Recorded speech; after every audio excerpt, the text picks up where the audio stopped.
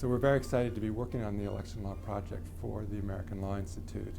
And from the outset of the project, it was decided to try to tackle issues where we could achieve the widest possibility of consensus, because election law is a topic that potentially is fraught with some combativeness, the parties wanting to fight over the rules of the game, so to speak.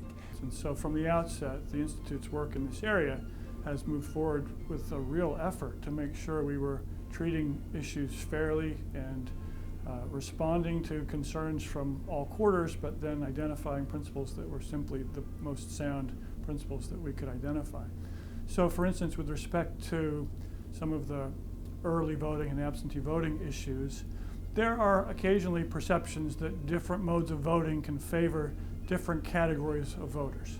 And we wanted to make sure that the resulting principles were providing equal opportunities to all voters to be able to participate.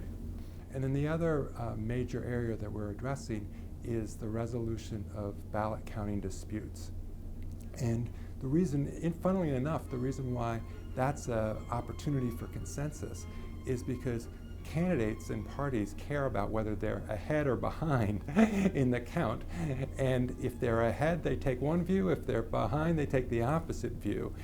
But before election day, they don't know whether they'll be ahead or behind.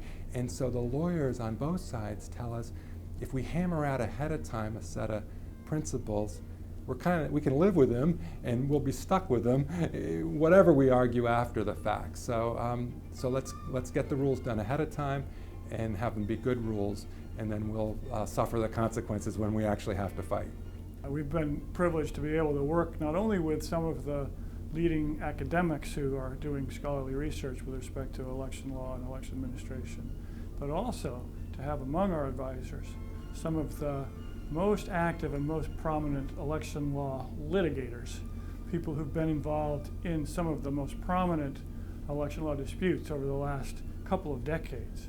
And they're coming to us from both sides of the partisan aisle and working together with us to identify principles that everyone can use moving forward.